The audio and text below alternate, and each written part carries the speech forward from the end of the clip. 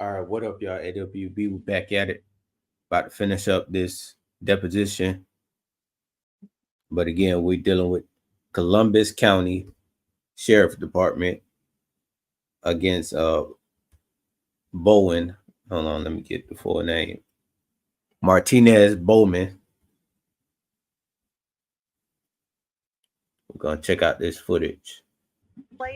Ending with a police K-9 mauling the driver. The incident raising a lot of questions. What they just did, based on their actions, based on the video, based on the reports, they violated every policy that they have. These are some of the pictures of the driver who was mauled by the police dog. He's 23-year-old Martinez Bowman. His injury is so severe we had to blur the images. News4JAX reporter Eric Avanier is joining us live from outside the law offices of attorney John Phillips. Eric Phillips is now representing Bowman. Yes, and he plans to file a lawsuit against the Columbia County Sheriff's Office on the grounds of excessive force that he says his client endured at the hands of that deputy. And according to our crime and safety expert, it's going to be very difficult for the Sheriff's Office to defend the actions of that K-9 deputy. K-9, no. Oh my God! Oh my God! Oh my God! You just heard the audio from dashcam video provided to News4JAX from attorney John Phillips. In the video, we hear a Columbia County Sheriff K-9 deputy deploy his dog on 23-year-old Martinez Bowman during a traffic stop over a tail light that was out. Moments prior to the deployment of the dog, Bowman didn't immediately stop, but he did slow down and drove into his driveway, which he says wasn't far from where the deputy got behind him. News4JAX crime and safety expert Ken Jefferson says it's not uncommon for people to do this when they have doubts about the traffic stop or don't feel safe. It's apparent that he's not trying to elude them or trying to get away from them, but there's chatter among the officers saying he's probably going to run or he may run. So now they've got a preconceived notion of what he's going to do. Meaning the deputy is already treating this as a felony stop. Remember, this is about a tail light that was out, an offense that typically results in either a citation or a warning. He stops the car, the officer is giving him commands, and he's having a concern about being shot. The concern comes from the fact that after his car is stopped, deputies get out of their patrol vehicle with their guns drawn, as seen in this video. Put your hands out the window! You gonna shoot me? So I definitely felt like I was gonna die. Jefferson says when an officer gives you a command during a traffic stop, you should always follow the commands. But he also says this incident was not treated as a typical stop for a tail light that was out, but rather a felony takedown with their guns drawn and a recorded statement by the deputy saying Bowman may try to run. What made them feel threatened to pull their guns out and try to extract this person out of the car at gunpoint? The deputy yells at Bowman to walk backward towards him.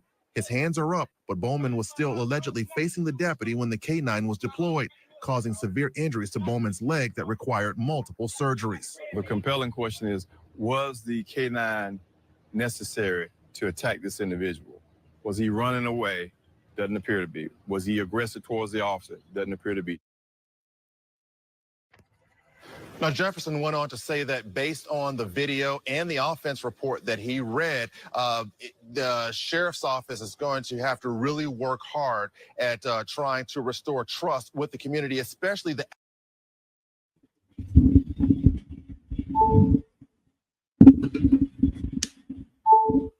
But yeah, so while I find this, so that's y'all just saw what happened. So the sheriff deputy, well, former deputy right now is testifying that he didn't know or didn't see severe wounds in this kid leg. He's saying that he doesn't give his dog the commands that he's supposed to give. He just lets his dog run wild, does whatever it wants because he believes that the dog knows exactly what he wants it to do.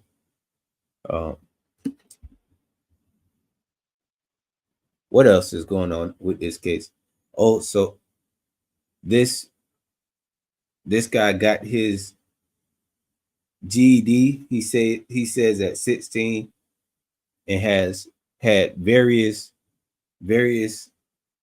jobs between when he first started working to where he's at now.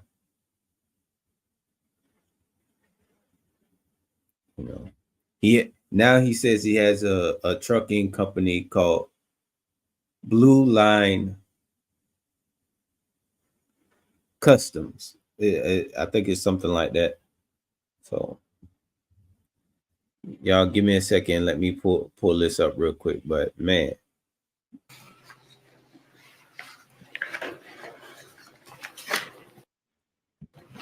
So remember, he's been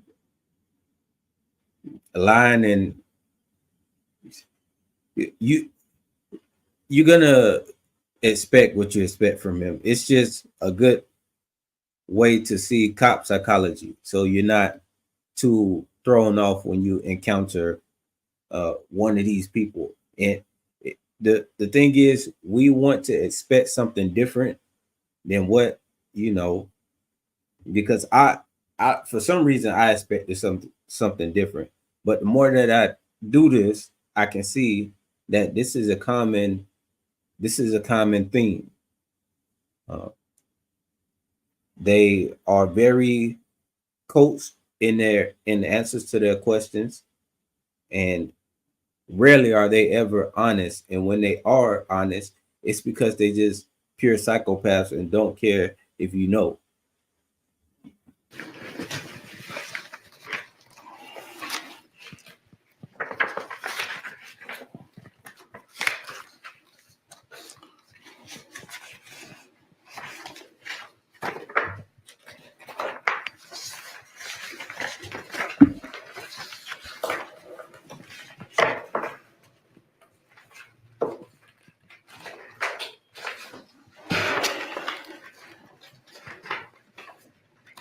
Who is Chris David? Shift deputy that was on shift with me. So at the time he was employed by Columbia County Sheriff's Office? Yes. Okay.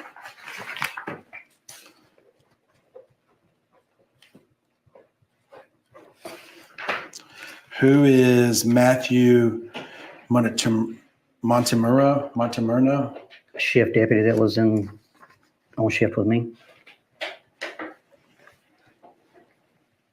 So at the time he was employed by Columbia County Sheriff's Office? Yeah. Did either one of them respond to this scene? Who was that? Chris David or Matthew Montemurno? No, they didn't. Monte. Montemurno. Yeah. Murno.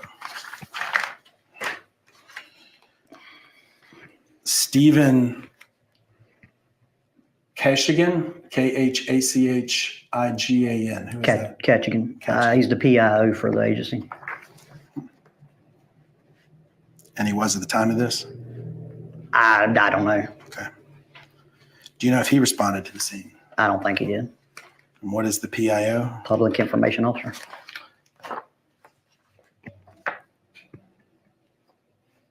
And that's you? That's my daughter. Oh, well, I meant this is your Facebook page? Yeah. Okay.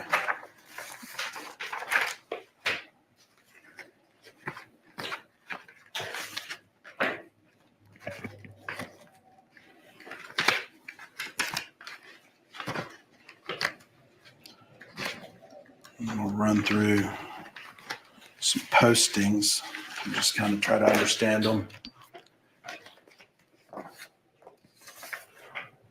Attach these as a composite exhibit after. Presented you with a photo that's dated December 19, 2020. Do you recognize that photo? Yes. Who's in it? Myself and Drago. Okay. Did you post that on your Facebook page? Yes.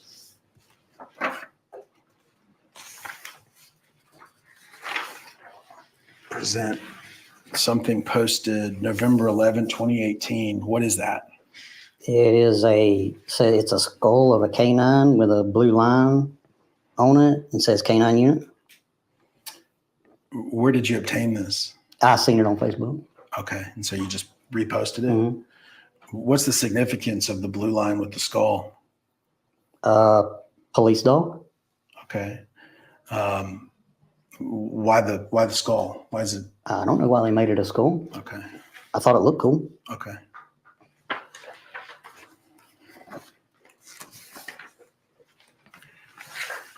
Another post, September 2, 2015. What is this?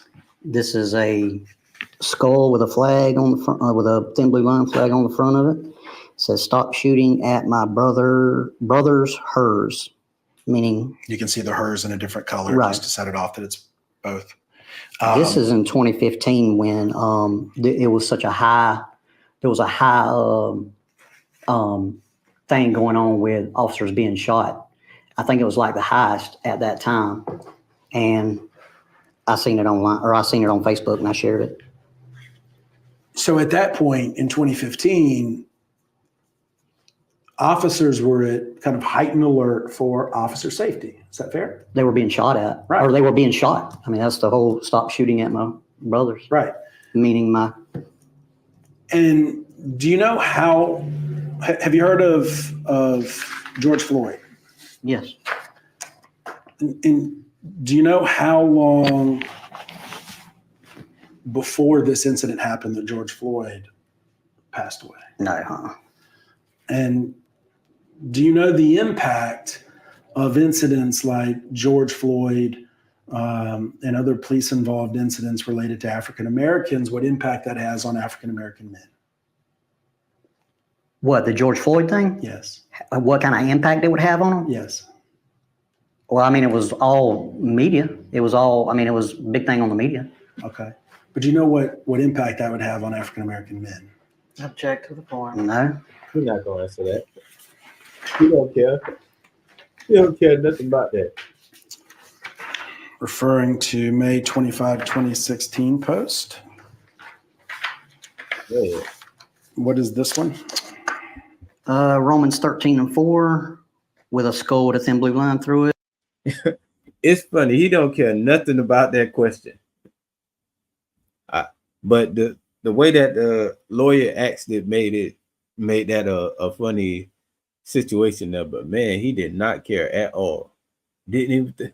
It never crossed his mind. But for he is the minister of God to thee for good. But if thou do that which is evil, be afraid, for beareth not the sword in vain, for he is the minister of God, a revenger to execute wrath upon him. What does that say at the bottom?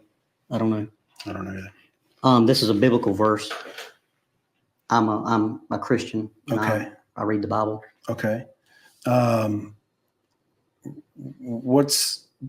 the Bible's not illustrated, right? The one that God wrote, it doesn't have pictures, right?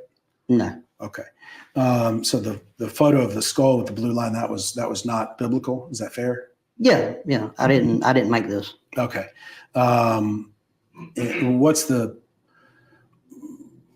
What drew you to this Bible verse with the skull to post it? To me, it's more or less saying that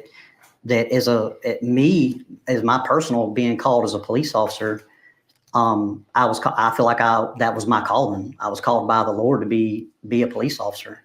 The revenger to execute wrath upon him, that's not, that don't mean me executing wrath. That's the court system, and it ain't wrath. It's a court system that an individual has to go through. But I mean, it's no different than in the Bible. It says if your left hand sins, cut off your right hand. We're not cutting off our right hand. It doesn't. It's not literally what it says. Okay. So you're not sending this message out to suspects that they should be afraid if they do wrong, because you're the minister of God as a law enforcement officer, and you're a revenger to execute wrath. Object to the form. I don't think I have any suspects on my Facebook page. Okay, fair enough.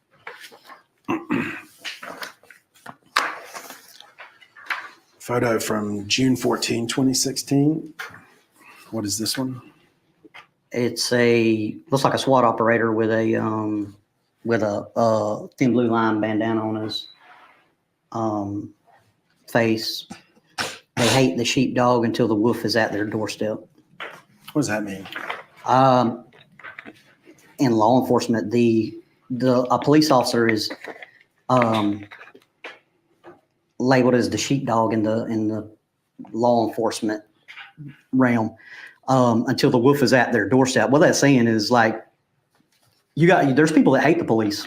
I mean, that's not no secret. It's media wide.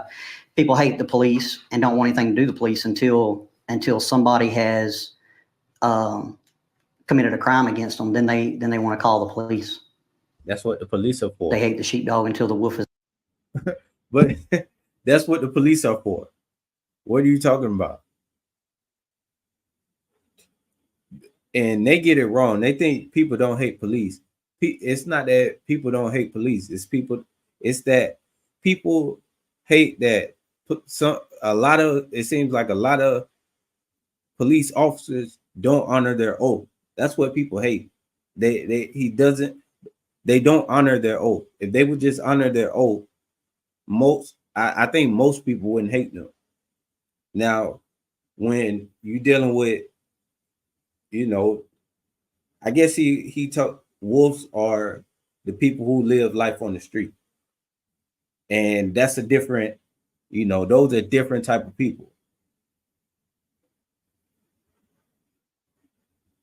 And not, I want to put this.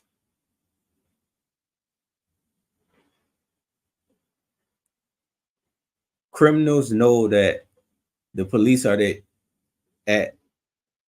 actually their enemy, because police are supposed to be trying to catch criminals. Now, the reason regular citizens have issues with police is because police are treating regular everyday people like criminals. They just treat everybody like criminals. And that's the problem that they have. They don't understand that. And they don't understand that by them not respecting our rights and just violating us left and right,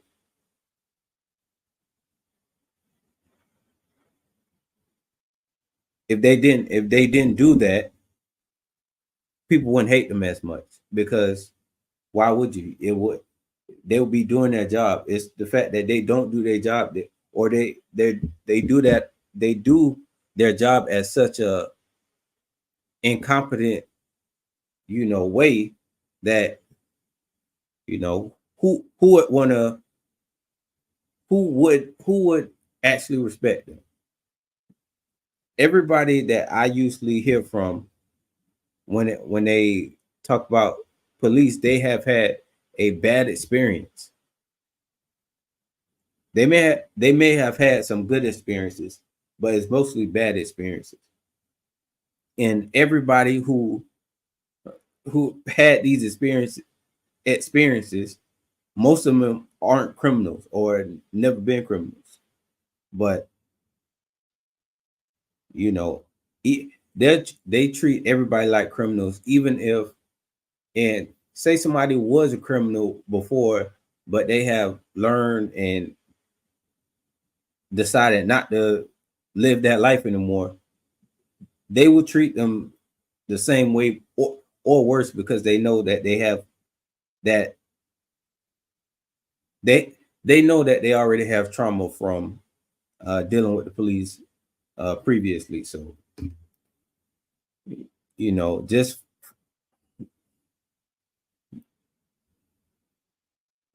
I don't know, man. This is crazy. This guy, it just shows you everything you need to know.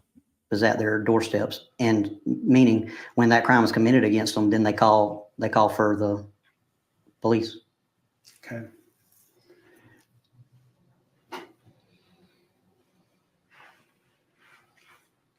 Was Bowman the sheepdog or the wolf? Object to the form. Bowman was a suspect. Okay, fair enough.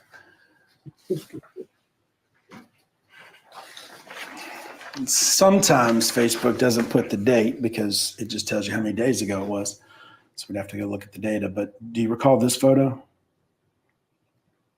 I remember when this was, because we go to Camp Blandon once a year in February. So I don't know the exact date, but we go to Camp Blandon once a year for 3-day training with Alachua Sheriff's Office. Okay. Who's Matthew Waddington? He was another K-9 handler with me. Okay.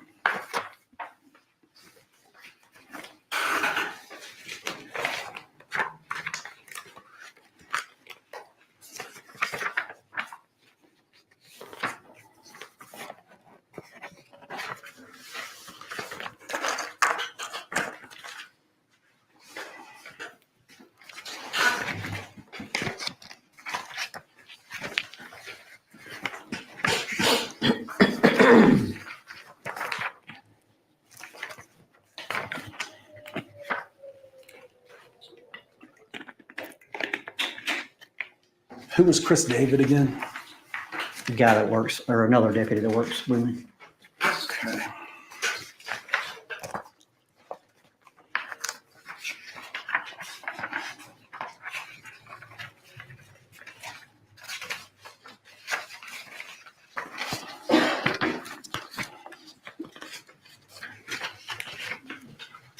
Let me borrow that as my copy too.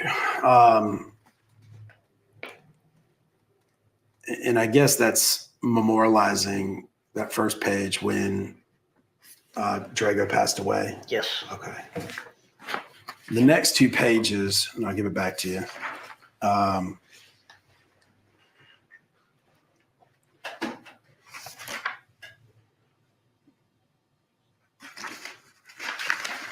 There's an exchange of messages related to that post.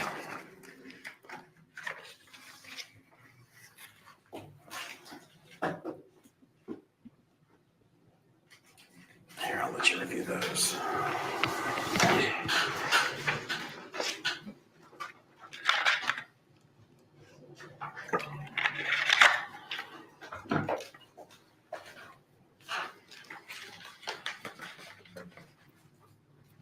Okay. Let me see it again, please. Who was Rebecca Miller? Do you know? Who? Rebecca Miller, the first person? I have no idea. Okay. And then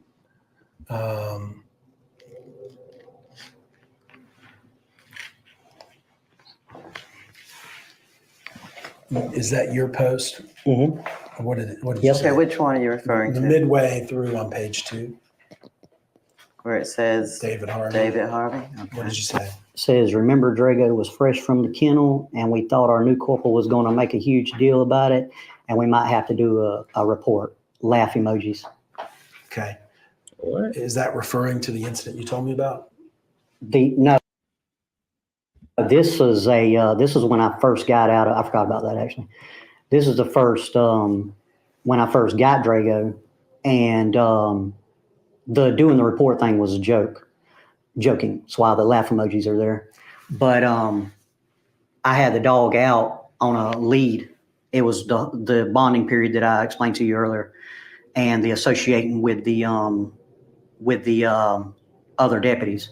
Well, the dog was just moving around, and this was before training. So he has no training whatsoever, and neither do I. It's just the bonding period.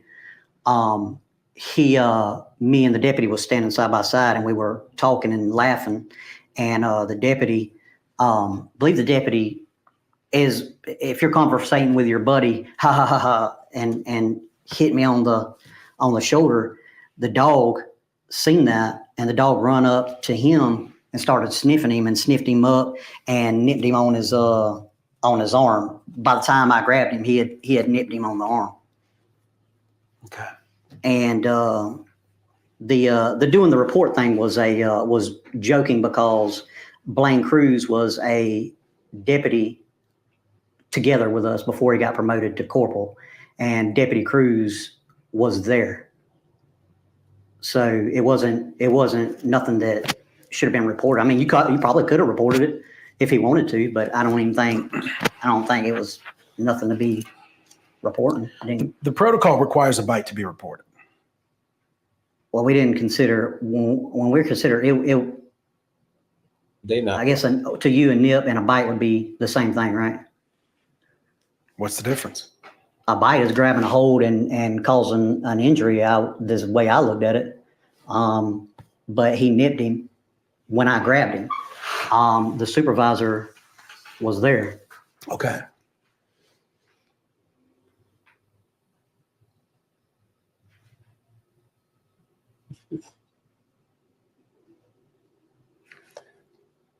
Who was the new corporal?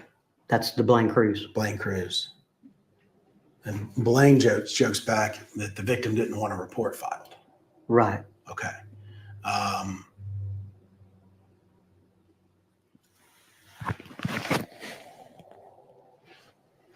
Okay.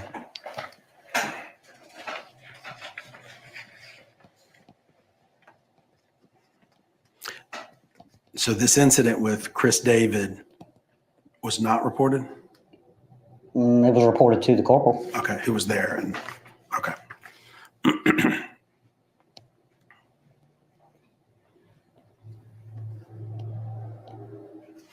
And then I think you made a joke at the end on the page 3.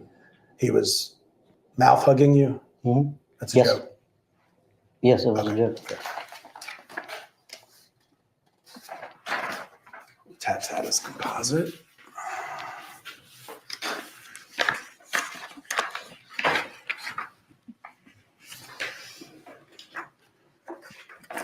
January 15th post. Would you read that and explain that one to me, please? 7 days out of this patrol car for some mind recalibration got me motivated to do some hood rat things with my hood rat friends. Chris, let's get it, dude. Have you ever seen, maybe you haven't, there's a YouTube video with a kid who steals his grandma or mom's car, and it's a viral video, and the news media asked him why he does it, and he said, because I wanted to do some hood rat things with my hood rat friends. So I was quoting what that had said. It's an African-American kid, isn't it? Yeah. Okay. How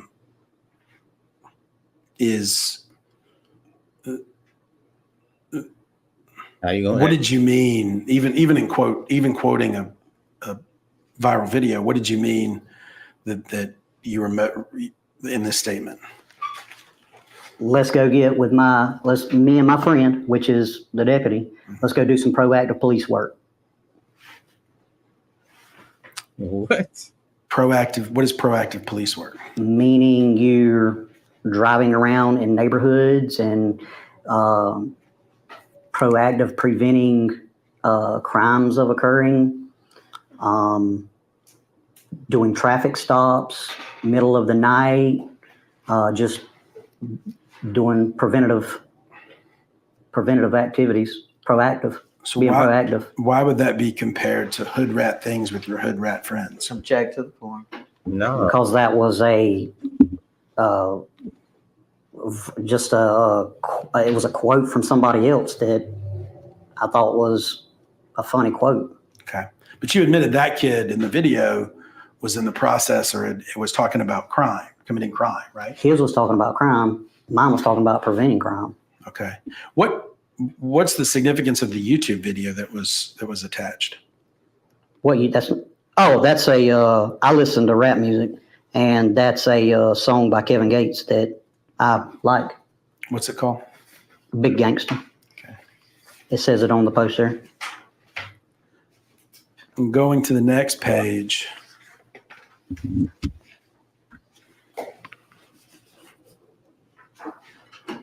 Who is Adam Dees, Deas? He's a friend I grew up with that lives in Tennessee. Okay. Is this what you're referring to as the joking thing? I mean, I think we discussed one of the joking things already. Huh? I think we discussed the joking thing and that other one about the bite. Oh, okay. Here, I believe this is,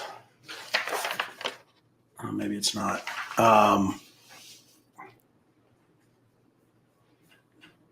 You say on D's streets in my patrol car. Yes. Are you familiar with what urban slang is, or ebonics, or things like that? Ebonics? Yeah. Street language. I assume. Here's what I'm trying to understand. Let me just boil it down. I've deposed you for about an hour and a half. No, 2.5 hours. And I haven't heard you use slang like D streets. So what I'm trying to understand is why on Facebook do you use words like hood rat friends and D streets and not in regular conversation? Object to the form. Well, is it illegal to use any language I want to use? Absolutely not. So I can use any language I want to. I mean, I don't see a significance of quoting a YouTube term or a YouTube statement, or using these words. Are they specified to one person? On December 23, 2017, and I may only have one copy of this one, unless it's certain the next page. I'm going to text you. Oh yeah, it's on the back here. Yeah, there it is. Did you post this as a profile photo? Yeah. Is that you? No, that ain't me. Why'd you post that picture? Because I thought it was funny. Okay. Where'd you find that photo? It was on Facebook. Okay. Does it appear to be a black woman, African American woman? I thought it was African American man. Okay. I just see her. Maybe not. I guess it could be either way. And then is there one more photo? Is that it? No, that one. Is this a photo you posted? Yes. And what does it depict? It's depicting a training exercise where I have control of the dog without. It was a new exercise that I trained him on, to where you could, because I was on SWAT team too. So sometimes during SWAT, during a entry, you'll take the dog in with you. I had trained the dog to be able to. I could call him from the vehicle without a leash on, and I would tell him to foos. And my stance, he knew that when he come to me, he would plot down under my feet. In a scenario that we were approaching a home, or we were approaching to enter a home or something, that dog, I could say foos, and that dog would crawl between my legs with me being able to hold my weapon in my hand, and he would go with me. So I could actually go into a house, clear a room with him between my legs, follow me through the room, clearing the room. And then just say that in a scenario that you open the door and then there's a bad guy there, the dog, without me having to use lethal force, the dog could use non-lethal force by apprehending that subject. Okay. Let me see that text message. The Kit text message you sent me. So that doesn't really make too much sense when you really think about it, because if it's a case where you wouldn't have there's somebody in there and you wouldn't have to use lethal force. What do you mean? If they had a weapon, the dog is not going to stop you from shooting at that person or anything like that. But if somebody doesn't have a weapon, why would you have to use lethal force to apprehend that person? So when they say stuff like that, when you really listen and think about it, you realize their mindset is just crazy. It makes the way that they're drilled to think this way is what is going on in the training.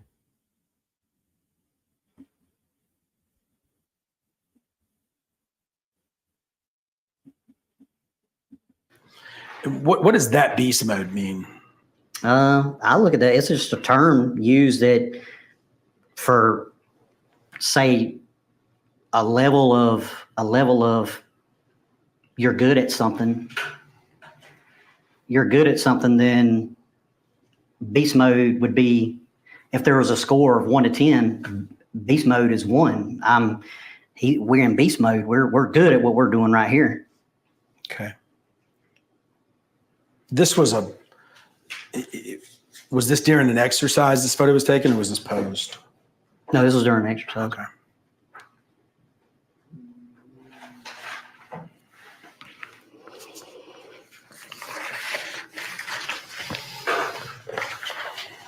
I think that's all for photo show and tell. Let me mark that as plaintiff's composite 4. And we can take a break or press on. Yeah, Okay, I was about to say, I my need a bladder is break. going over This video, kidney stones. the time is 12:33 p.m.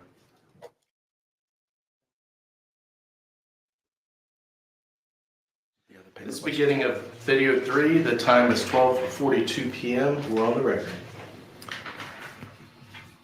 Mr. Harvey, this is going to be kind of the speed round, not meaning we're going to go faster, but I'm just going to, things are probably not going to be as in order, right? I'm just going to ask questions and we'll try to get through them. But the good news is that's usually right as I'm completing. And I'll be doing some reading and mental edits while we're doing this, so just bear with me. Other than driving without observable taillights, at any point did you see Mr. Bowman driving erratically?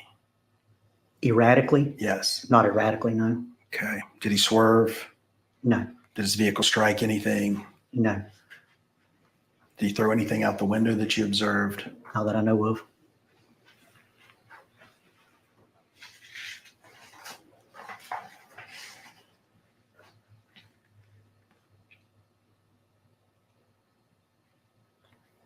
Do you know where he ultimately came to a stop?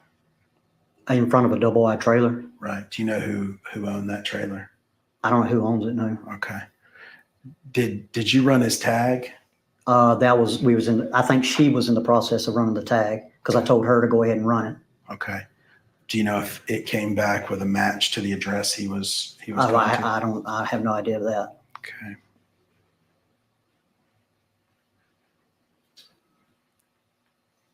At the time, did you, or I guess until this scene ended, did you ever find out whose vehicle it was?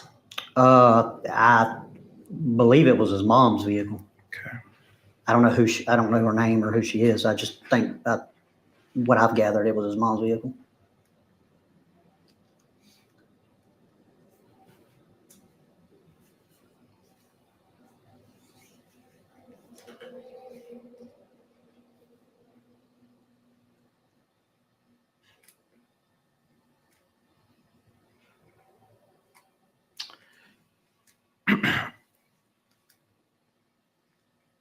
For Drago,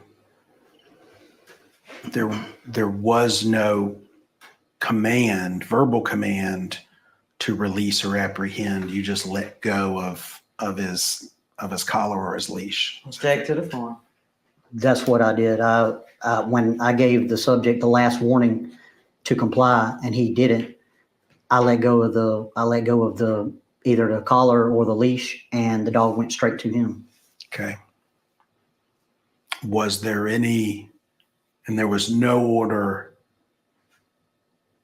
to stop the apprehension? No, I would have told him Drago Foos back to me if I didn't want him to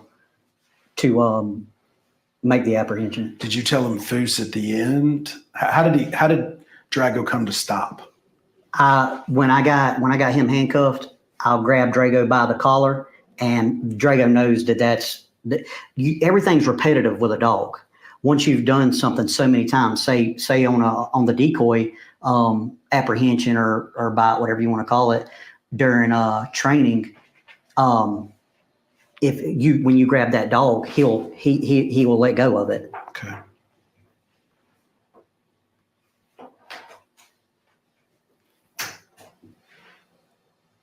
When you said K-99999, you were saying N-I-N-E, not N-E-I-N. Does that make sense? So are you aware of how the 9 command is spelled? No. Okay. What did you mean when you yelled 99999? I put K-9 in front of that, meaning I'd already said Sheriff's Office K-9, Sheriff's Office K-9. And when I released it, K-99, he's coming, telling the subject that he's coming to you. Okay. Is just in the same instance of a taser.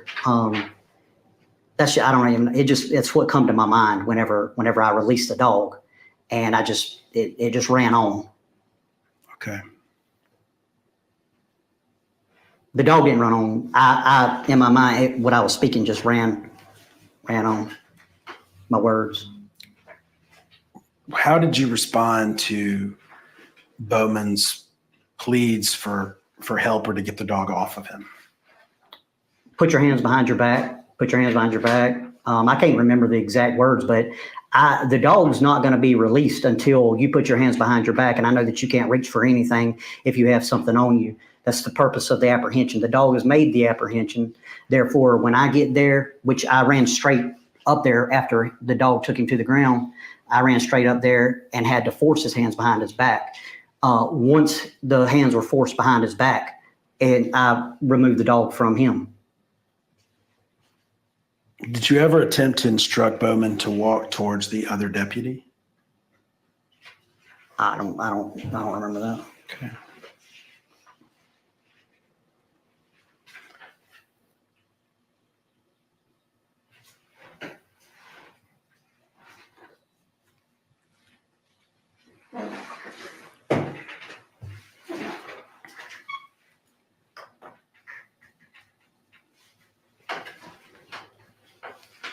Did you ask Bowman if he had a weapon at any point?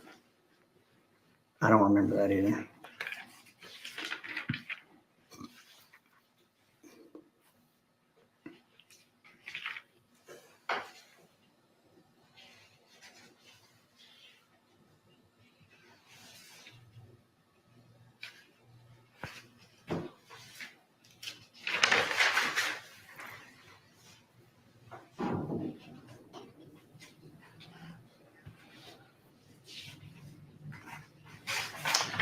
Are you aware of any other nips or mouth hugs that Drago did that wasn't reported? Objective 4. A mouth hug is the Drago does that, would do that to me. Mouth hug. That means he's playing and he's just, he's not biting. He's just, I don't know if you have dogs or whatever, but when dogs play, they're not biting you, but they're putting their full mouth around you. Fair enough. What a mouth hug is. And that's different than a nip, right? Yeah, I mean. Okay. And maybe I just got lost in the joke, but let me just ask the question about nips. Are there any other nips or bites that you're aware of that weren't reported per policy? No, not that I can remember.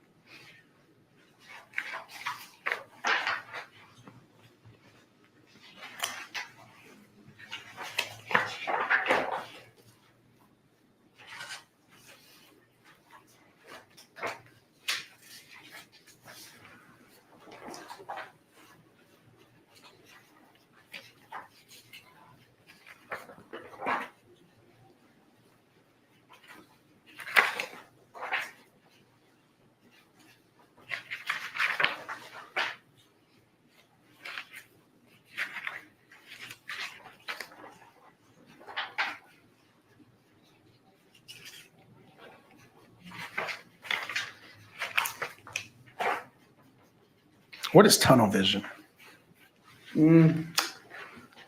I'd say you get in a high stress situation and that's the only thing you're focusing on. Sometimes law enforcement officers can get into that tunnel vision and then not be, you lose sight of what's going on around you other than what you're directly focused on at that time.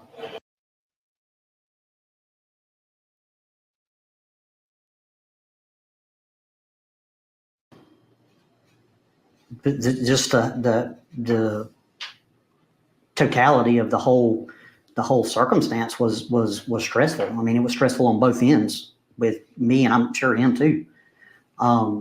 when you're in a situation like that, it's going to be stressful. It's not a calm, normal, common day conducting police work. You know, when you get into a situation that revolved around. What's your training on de-escalation techniques? We had some de-escalation training, and I think it was on that Police One website or something like that. But you're supposed to try to de-escalate a situation.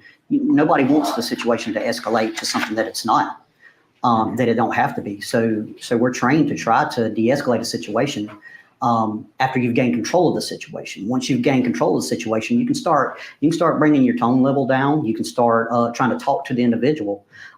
If we're referring to this specific thing, that didn't even occur because it stayed at a high, already escalated situation. I couldn't gain control of the situation because the subject wouldn't comply with what I was telling him to do.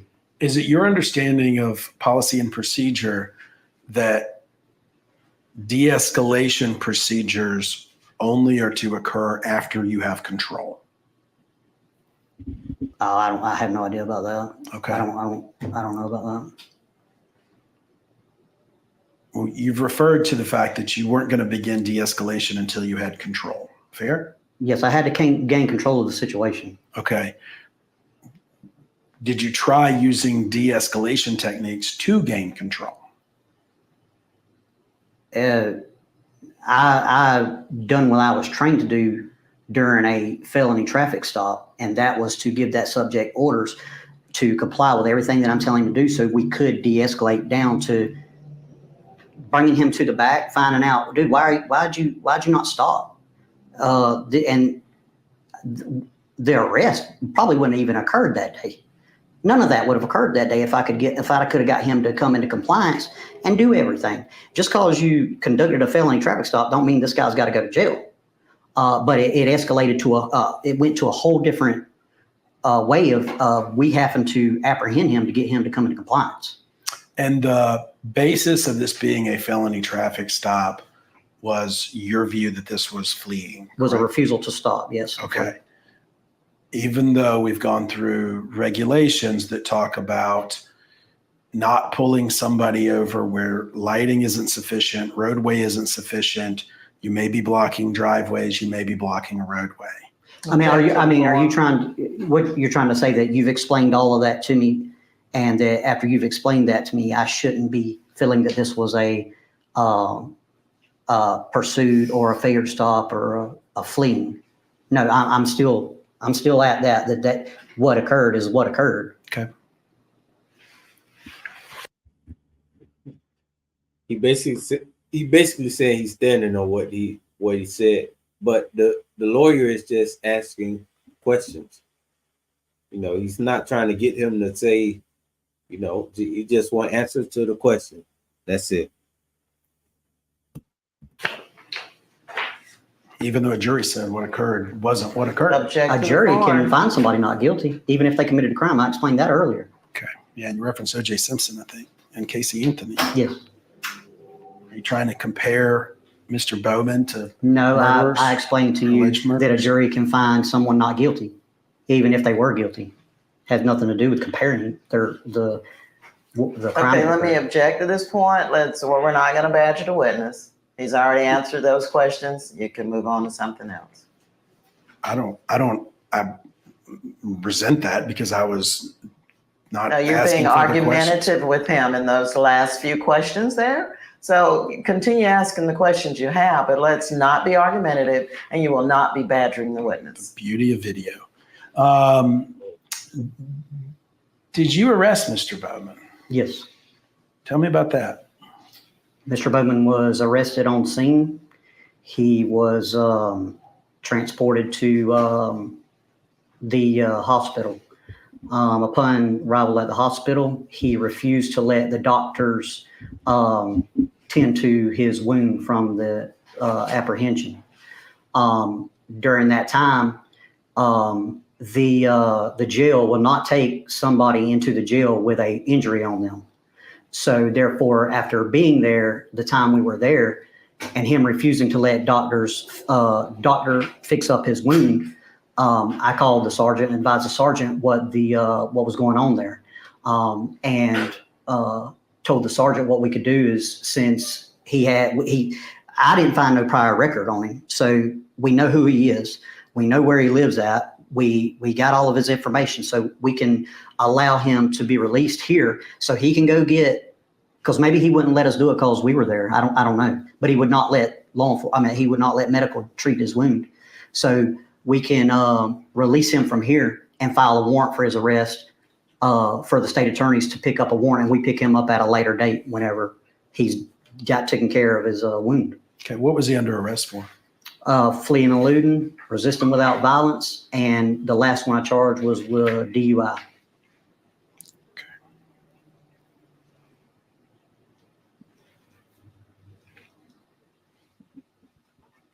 Do you have training related to how canines respond to aggression in their environment? I don't know what you have to explain that. I don't know what you're saying. Okay. Do you know how dogs react to stressful situations?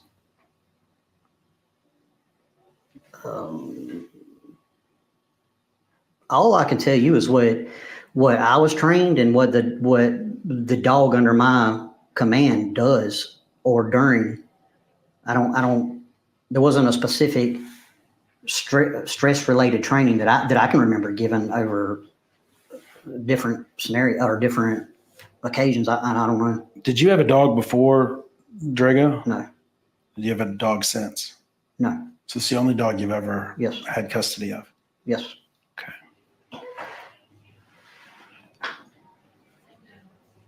He's not a dog.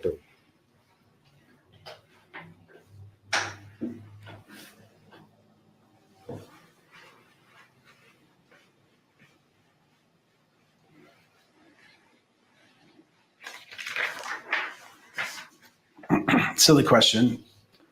Have you ever had any training in German? No, I talked about that earlier.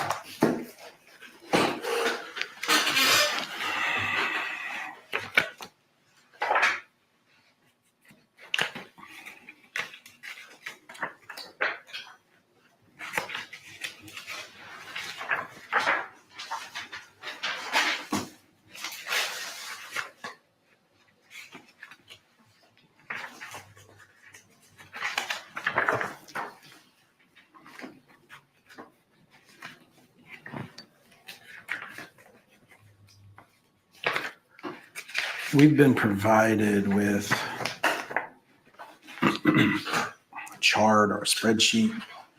It's at Columbia Bowman 003289.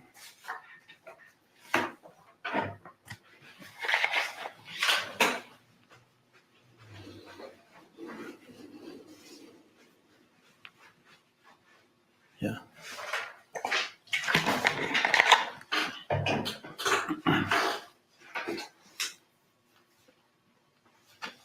What is this? That's what I'm asking him. We were provided by y'all. It's the deployment logs for Drago.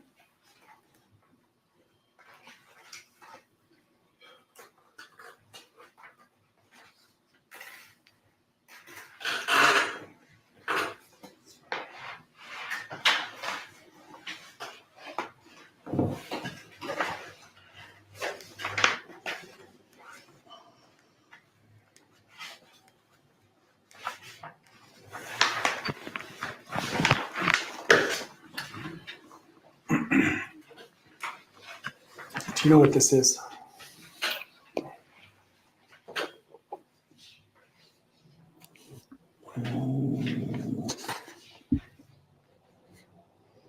think this is from our, from the system, the K-9 deployment system thing that we use. Okay. How is it that you enter data that goes into that spreadsheet? Oh, I don't know how it goes into the Okay, spreadsheet. fair I never even printed a spreadsheet out. Okay. Have you ever seen that document before? Oh. Okay. Borrow it again.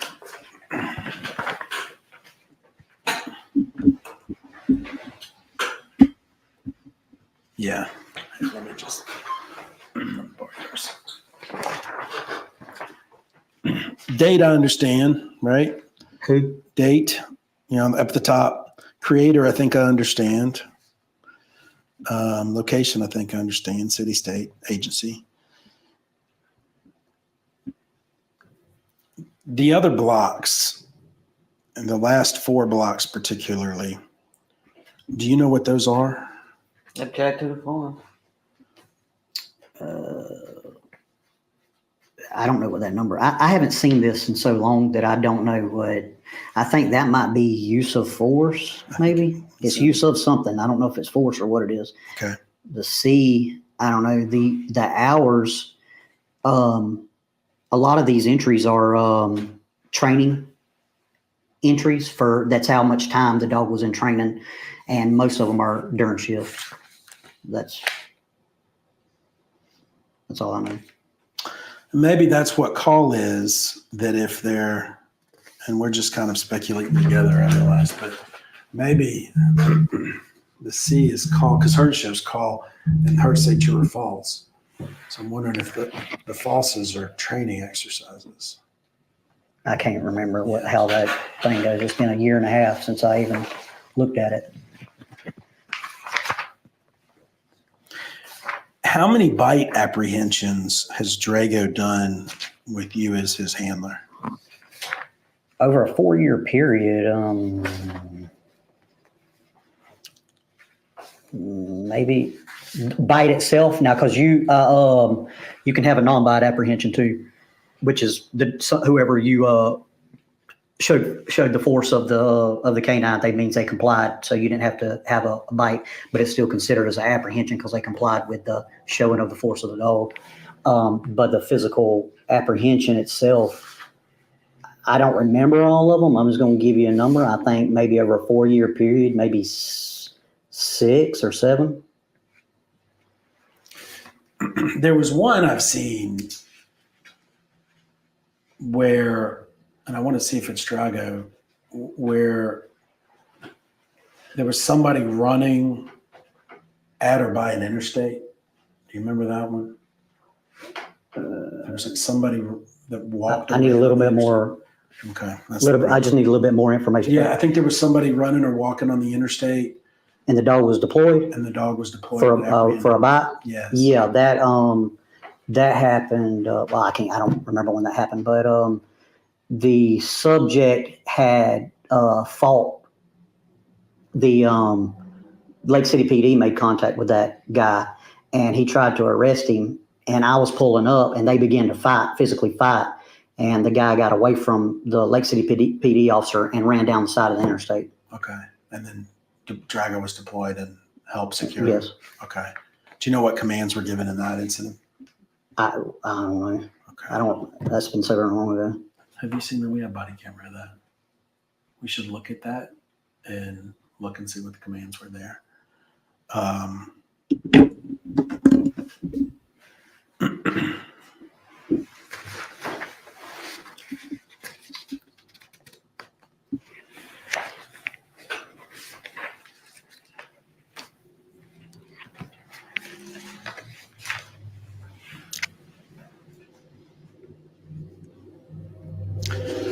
Do we have this as a spreadsheet? We asked for it.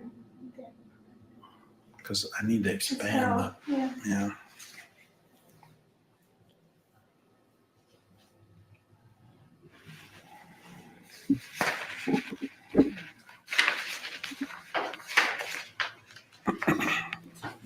I'm going to reserve, probably over objection, to question you about the spreadsheet when we have one that we can actually see what's the information. just so that I can actually see who and what, because do you know this document well enough that you can testify without seeing the full document? No. Okay. And we would object to you reserving, calling him back for that. Fair enough. This stack.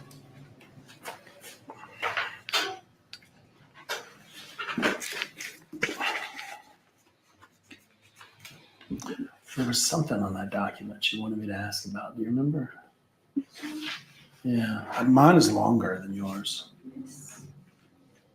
Incident? That's the problem. I can't read it. Do you remember an incident? Hold on, let me find it on here. Yeah, but mine's different. This is different. 32. I pick up at 3289.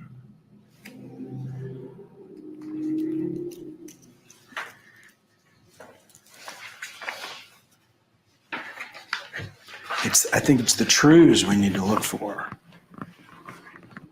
Because I think he might be right that, or I'm kind of talking to myself on the record, but that the falses are training exercises.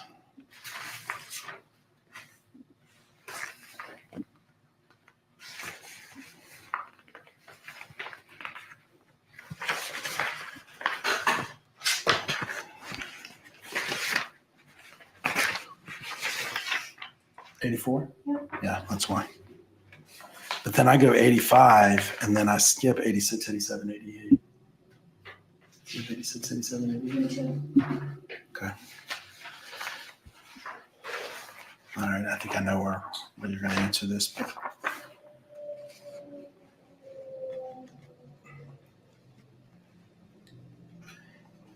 in this document labeled Columbia Brown 003384 that we've been referring to, that first line. Is that the same document you showed me? It is.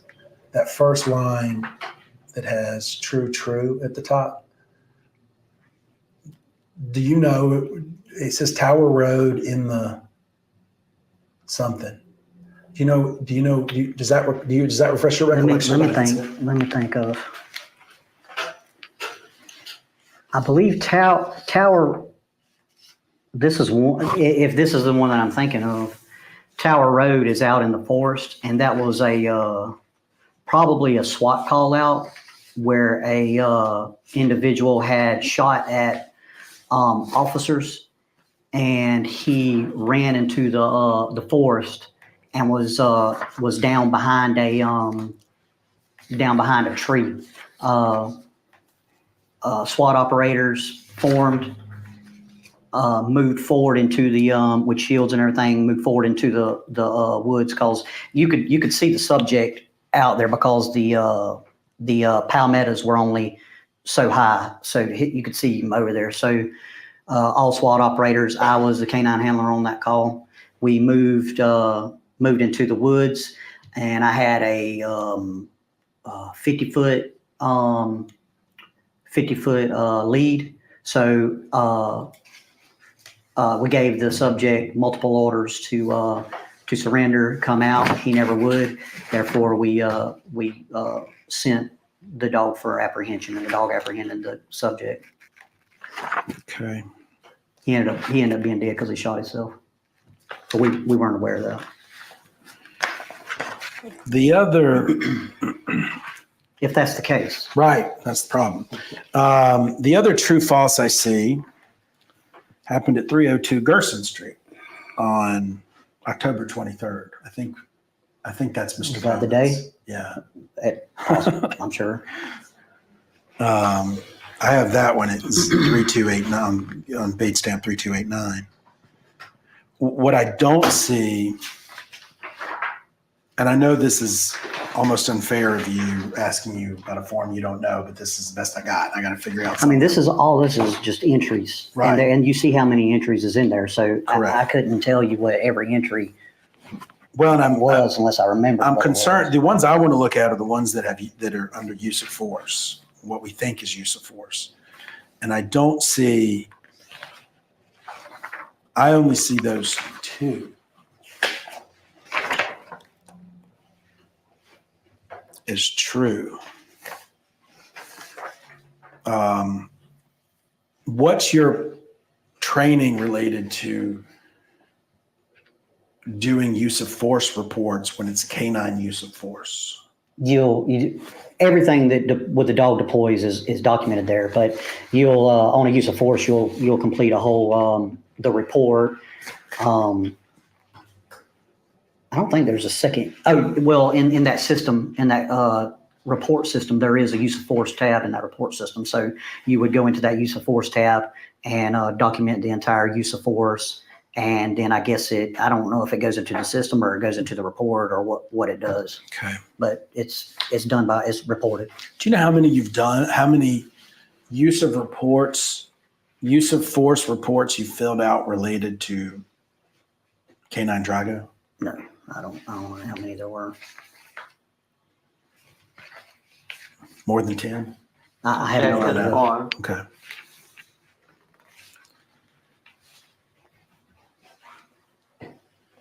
I think we've at least identified 3, right? The Bowman incident, the interstate incident, and the forest incident. Mm-hmm. Is there Yes. any more that you specifically recall?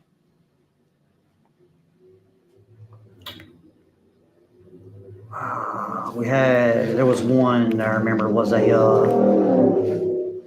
it was in the city, Lake City, and a guy had a felony domestic, and he was seen running behind the house. They called me for a search, area search. As we conducted the area search, he was next to the door and a grill, and he had taken the grill cover and stuck it over him and squatted down, and the dog found him there. So, and that was an apprehension. But Was there physical contact with the K-9 for that one? Yeah, he bit. Okay, Yeah, apprehension. Okay.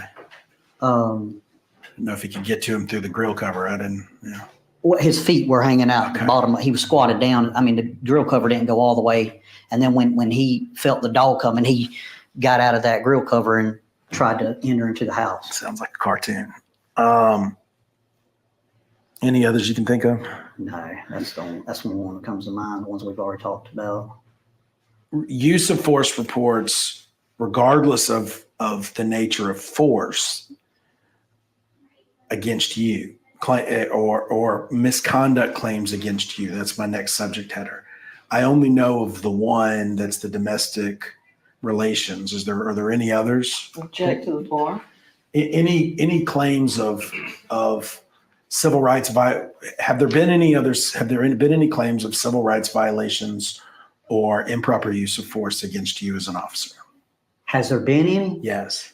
I don't know if are you referring to the domestic violence thing with the guy? I know about that one, so I'm not worried. Like that one. That's the only one that I if that was a civil rights allegation, that's the only one that I could.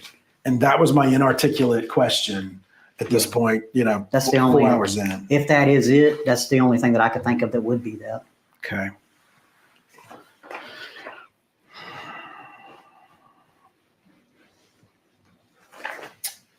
The Alachua County Sheriff's Office K-9 Unit Basic Team Training Course. I'm just going to hold up the cover.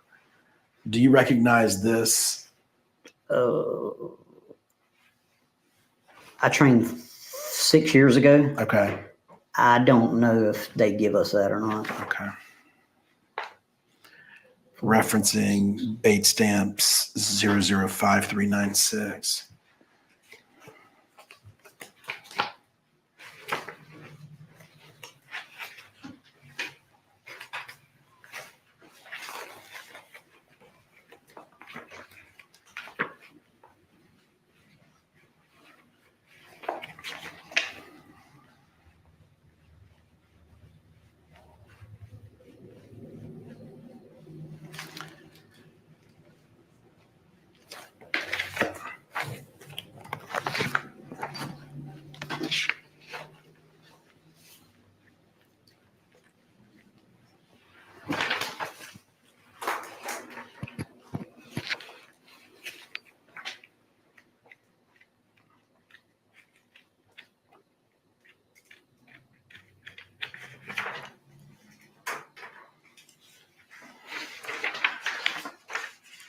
Are you aware of training that states K-9 handlers should exhaust all reasonable means to effect an arrest without incurring a dog bite? Is that in the policy, or is that a policy? I'm just asking you if that's what you. I'd have to read that. I haven't read that stuff in so long. I don't know what all this is. Do you know if it's the standard that you're supposed to use that K-9 handlers should exhaust all reasonable means to effect an arrest without incurring a dog bite? Object to the form. Sounds like common sense. Okay.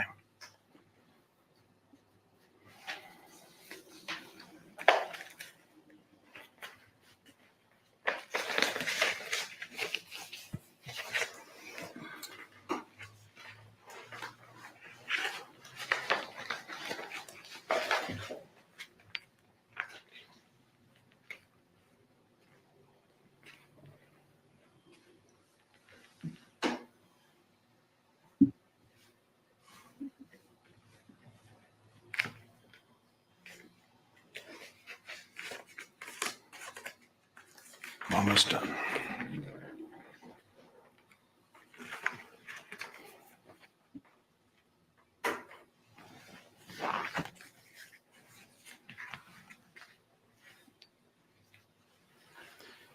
Once you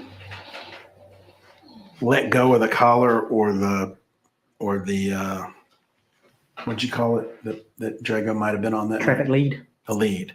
Once you let go of the collar or the lead, is there you have no further touch or control, physical touch or control of Drago, right? It's not like a long leash that you have. Okay. I mean, unless just like I told you, the guy who shot at law enforcement, he stayed out because that guy, it was 50 feet. Okay. I didn't want to get, I kept hold of him in case the guy tried to grab him or something, but he wasn't alive. So.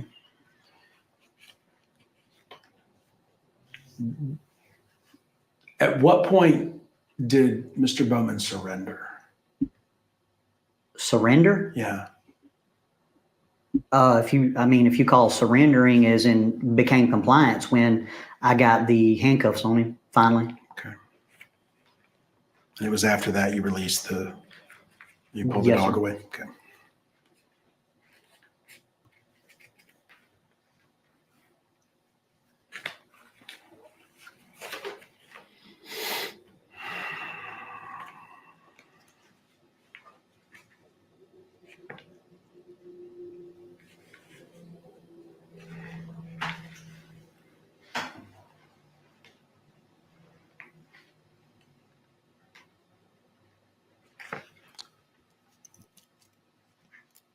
Kid found some good stuff, or somebody found some good stuff in this binder.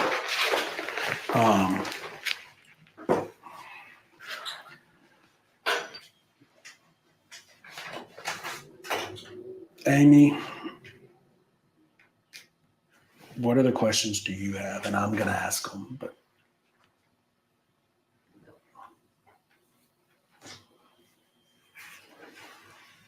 Sure to going through the video.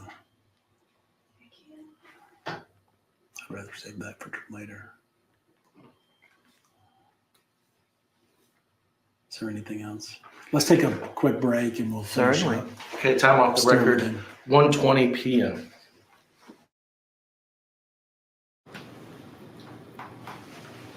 We're back on the record. The time is 1:24 p.m.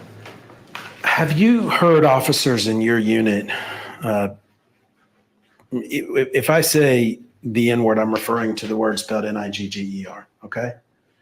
Have you heard officers at Columbia County Sheriff's Office use that word to refer to anyone? Object to the form. Okay.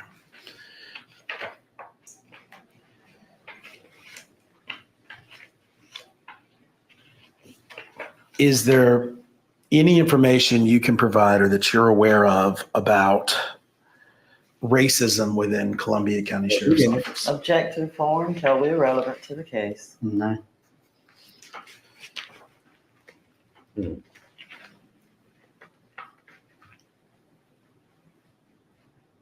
Why were you policing that particular area on that day? I believe that was my zone. Okay. And that which would have been zone 1. I believe now, it's been so long ago, but I believe that was my zone, so we were patrolling through there.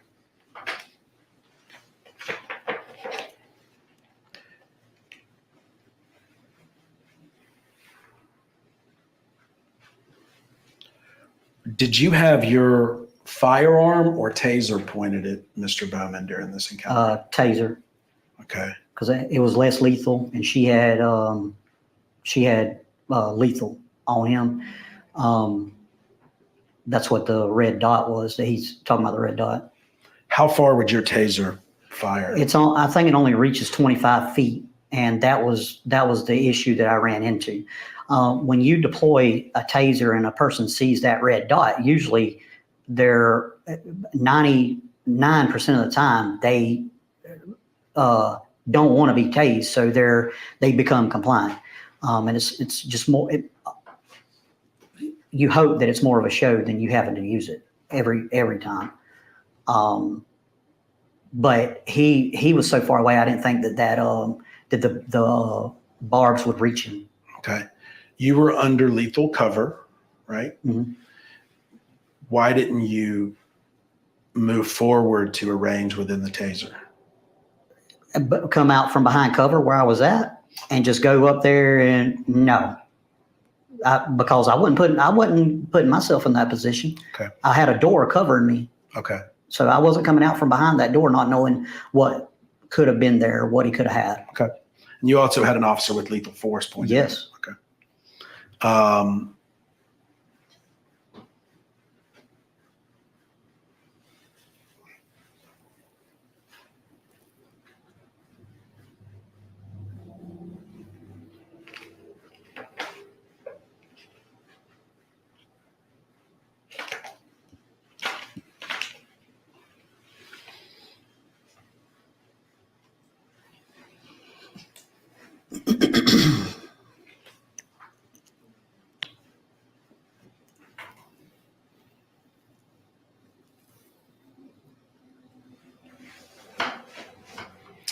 Were you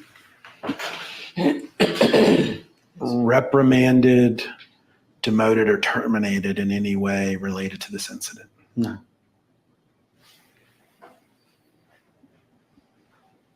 Of course not.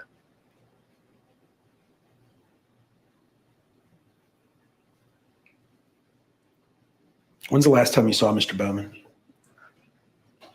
The night of that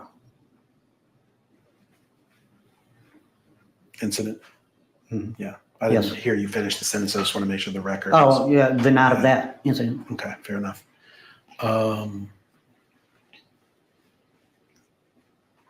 Anything else, Amy?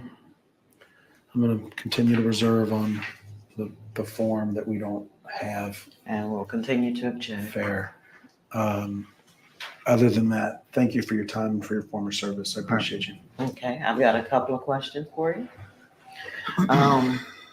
In reference to the precision immobilization technique referred to as the PIT technique, yes, ma'am. You were asked several questions by Mr. Phillips in regards to that technique. Yes. Let's make certain the record is clear. Did you perform the PIT maneuver on the night of Mr. Bowman's arrest? No, no. Okay.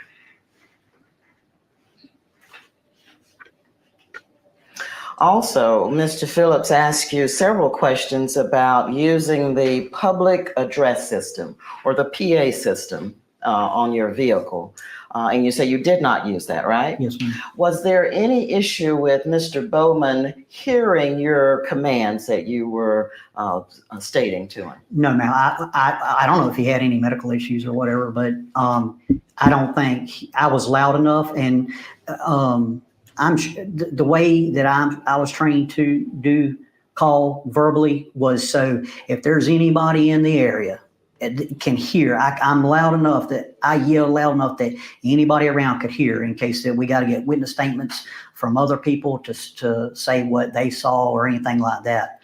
I mean, I was loud enough that the girls inside that vehicle were hollering, telling him to do what I was saying, and I could hear them in there telling that.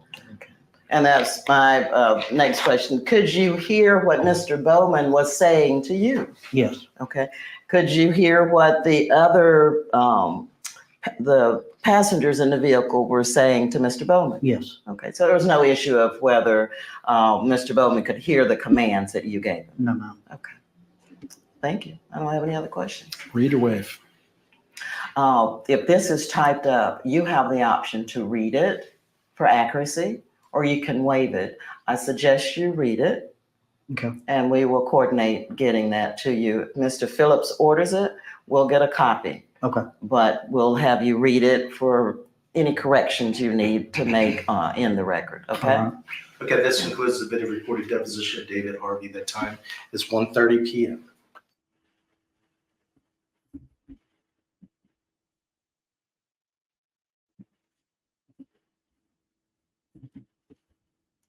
All right.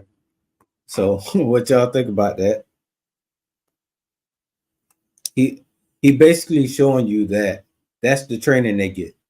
All that he is referring to in his mind as far as answering the questions or even processing the question is from his training. Yeah, so he has no real awareness outside of his training. Yeah, the thing about it is that he told lies, but he also told the truth. And he placed his truth on his training. Even the words that he was using were training based words. Like instead of all he kept saying is he apprehended the suspect, or he wanted to gain compliance. He's saying that word specifically instead of they say they need to control the situation, then they need to gain compliance, and then they apprehend, and that's when they decide that's the time to start de-escalating after that point. But anything before that point, they're going to escalate so they can gain control. And that's where de-escalation starts, after they have apprehended you. If you really listen to what he's saying, and you can get an idea of the mindset and the training that they have, so you know what to expect when you go out there. When you go out there and you experience them, know that in their mind they are trying to gain compliance. They want to control the situation, gain compliance, then apprehend you, or violate your amendment so they can find out who you are. That's almost like apprehending you, because a lot of times they detain you to try to get you to reveal that.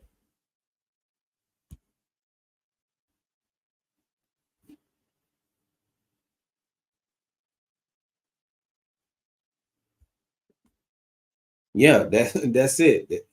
He feels he's going to use his voice to control. So they want you thinking that they are elevating the situation, so you fear what's going to happen next. And then that's how they gain compliance. And after they have apprehended you, now they de-escalate.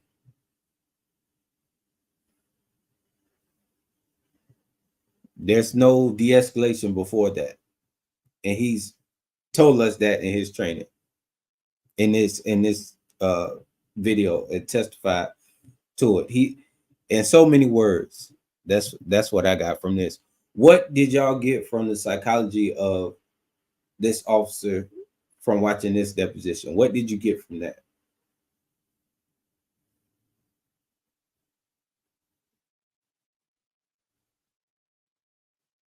And what do y'all think about my thoughts on that? That's what I concluded from this.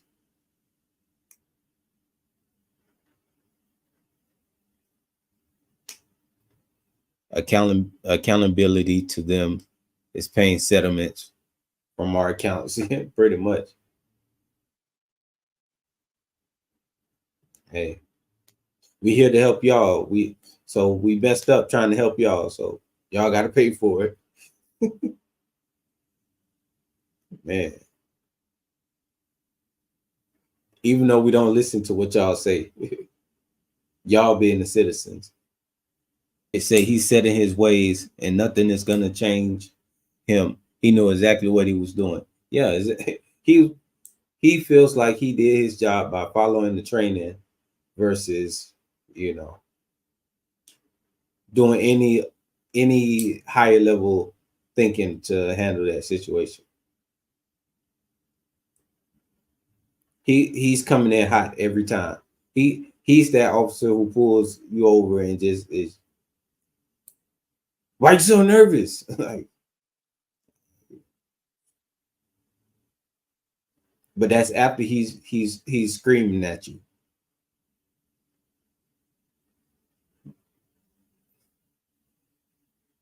You heard that the lawyer asked him, why didn't he tell Bowman that he wasn't going to shoot him? Because that is what Bowman said he was afraid of. He said, what you gonna do? You gonna shoot me? You gonna shoot me? Or something along that lines. And yeah,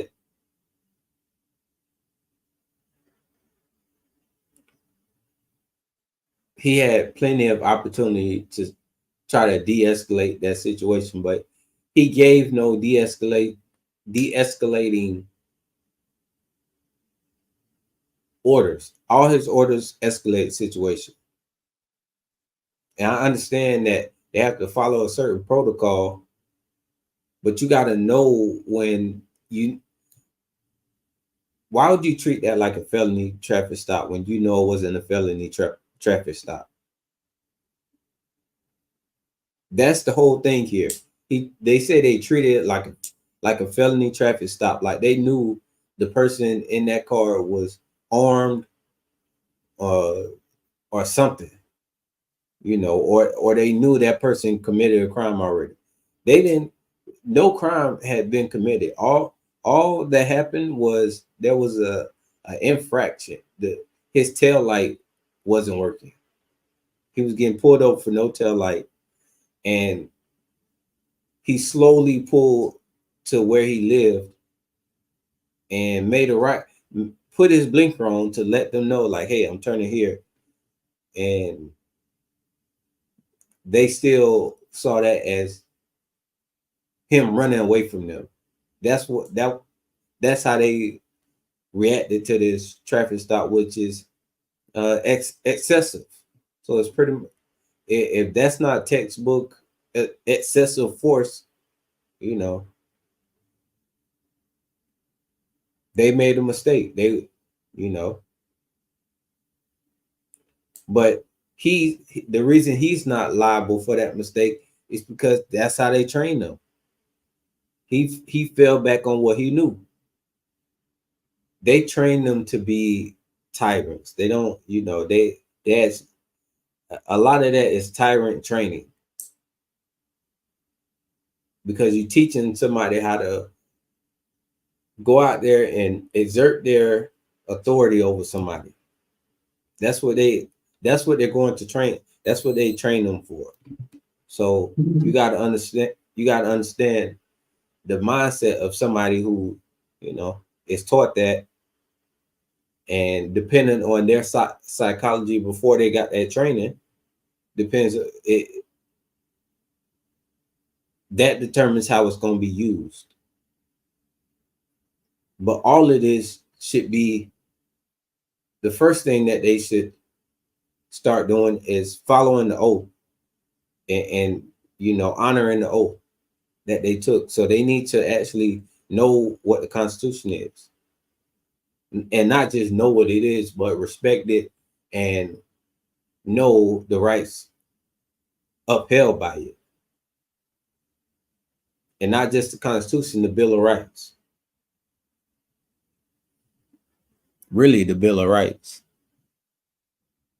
You just got to know that when you dealing with them, know that you're not really dealing with a person operating outside of a program. They are acting within a program. That's why, you know, that's why the movie RoboCop was so, you know, it really told you what was going on. And, you know, they really was telling you what was going on right there. You know, you just had to really kind of pay attention to that movie. But RoboCop pretty much, you know, so especially when the guy actually, you know, got put into the suit or turned into it, and they had to make him a better cop. They would turn down his empathy and everything like that, and just have him straight on follow orders mode. And you could see, you know, what was going. You could see what was going on there, and it took him remembering his family and stuff like that to, you know, not lose himself all the way. But a lot of them lose their self all the way into it. Or it was really them already. Either way is bad for us, the citizens. Mitch, that's why I say some are just, you know, born, they be psychopaths for real. Some don't be right. And then they, you know, that's the perfect place for that, you know, that's the perfect place for that person. Okay, you can pretty much be as crazy as you want to be, because you have to be a certain level of crazy to gain control over somebody anyway. So then you get qualified immunity, and if you do something, chances are you just gonna get a paid vacation. So you're gonna get to chill and relax and get paid for that.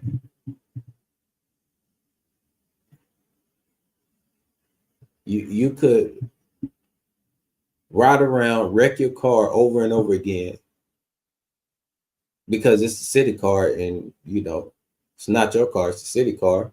So the city has to pay for the repairs.